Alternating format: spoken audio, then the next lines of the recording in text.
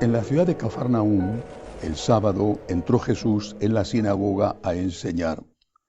Estaban asombrados de su enseñanza porque les enseñaba con autoridad y no como los escribas.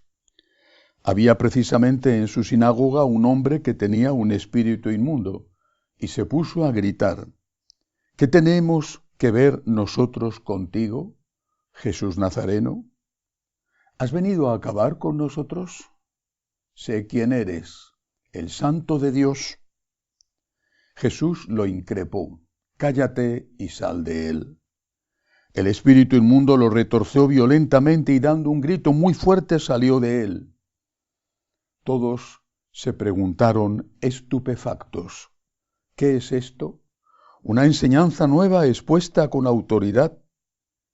Incluso manda a los espíritus inmundos y lo obedecen. Su fama se extendió enseguida por todas partes, alcanzando la comarca entera de Galilea. Palabra del Señor. Gloria a ti, Señor Jesús. Varias enseñanzas importantes en este fragmento del Evangelio de San Marcos. En primer lugar, la existencia del demonio. Y también la enemistad entre Cristo, que es Dios, y el demonio. El propio demonio, uno de los demonios, porque hay muchos, reconoce que Jesús se ha hecho hombre, ha ido a la tierra para acabar con ellos, para acabar con su poder, habría que decir con más exactitud, con su poder sobre los hombres, con su poder para incitar a los hombres al pecado. Jesús se ha hecho hombre, el Dios se ha hecho hombre para acabar con el poder del demonio sobre los hombres. Existe Dios, existe el cielo, existe el infierno y existen los demonios. Y los demonios están en el infierno. ¿Hay alguien más en el infierno?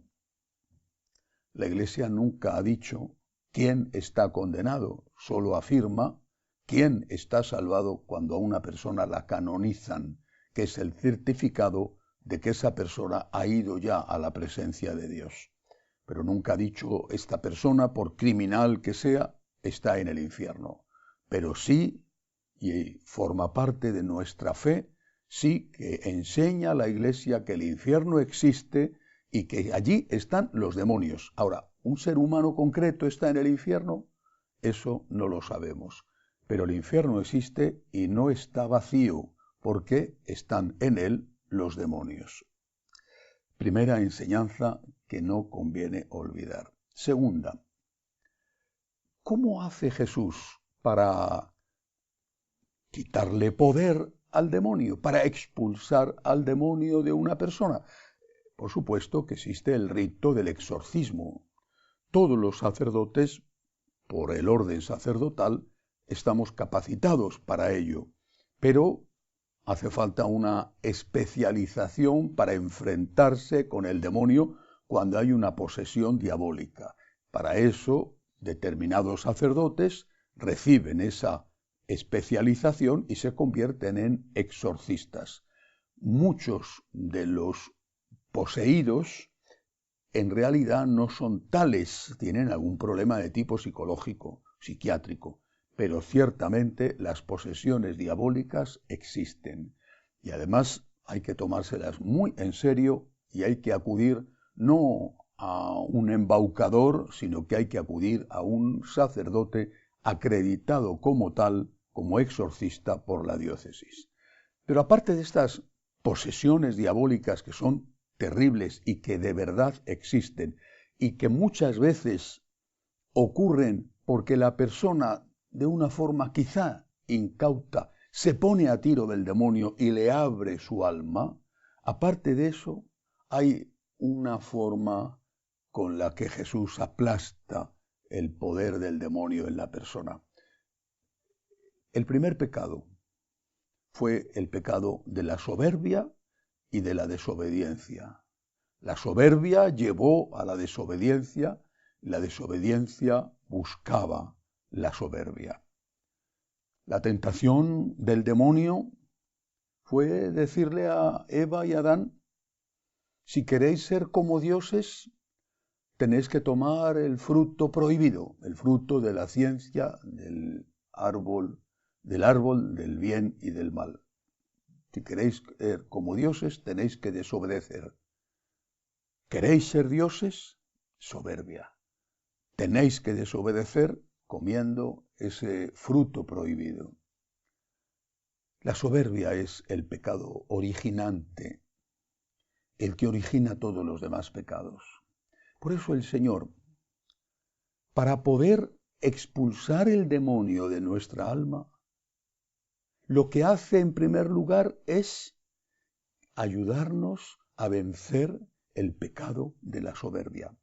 Y en eso la Santísima Virgen María, la humilde, la que quiso ser solo la esclava del Señor, es la gran colaboradora de Dios. ¿Cómo hacer para, si no suprimir del todo la soberbia, al menos irla rebajando, irla dando pequeñas derrotas hasta que desaparezca? ¿Cómo hacer? La primera cosa que hay que hacer es darse cuenta de que no somos dioses.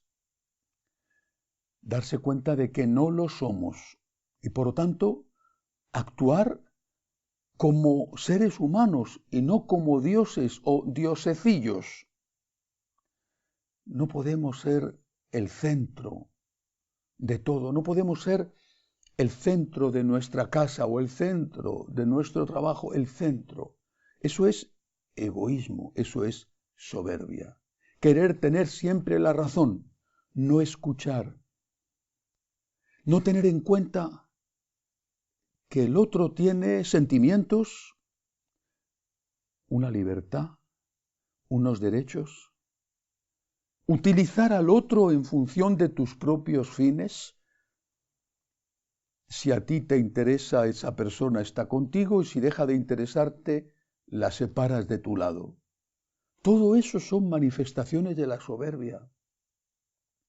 Después hay otras manifestaciones externas que están ligadas al carácter, el mal temperamento, los arranques de ira, a veces que pueden ser incluso violentos o al menos ofensivos verbalmente. Son manifestaciones de la soberbia. Pero hay una soberbia más profunda, que quizá no es tan evidente o tan llamativa como esas explosiones de ira. Me refiero a la soberbia de aquel que se considera el centro del universo o el centro de su familia y que quiere que todo gire a su alrededor, que todo se haga como a él le parece, que es incapaz de escuchar, que es incapaz de tener en cuenta no solo las opiniones de los demás, sino incluso los derechos de los demás. No soy Dios. Empecemos por esto. No soy Dios. No quiero serlo. No puedo serlo. Solo Dios es Dios y yo no soy Dios. No te pongas en el centro. Pon a Dios en el centro. No hagas que los demás giren en torno a ti. Por amor a Dios, sírveles tú a ellos. Escúchales. Ponte en su lugar. De esa forma, poco a poco, irá desapareciendo de ti esa soberbia, ese pecado originante. ¿Cuántos problemas se resolverían en las familias o en las relaciones en general si nosotros empezáramos por este principio de humildad? No soy Dios. No tienen por qué ser las cosas, hacerse las cosas como a mí me parecen. Voy a escuchar. Seguramente alguien tendrá que tener la última palabra en la casa, por ejemplo, en el hogar o en la empresa. Bueno, pero incluso esa persona que tiene la última palabra tiene que escuchar y tiene que tener mucho cuidado para no manipular, para no hacer que el otro tenga que someterse no a una voluntad justa, por ejemplo, una orden de un jefe en un trabajo, sino a un capricho y a veces a una injusticia bajo amenazas. No soy Dios. No quiero serlo. No puedo serlo. Así que aprendamos lo que significa la humildad y dejémosle a Dios ser Dios y que expulse de nosotros ese terrible primer pecado, ese demonio de la soberbia, que es el que nos lleva a cometer tantos errores y a veces incluso a hacer tanto daño. Que así sea.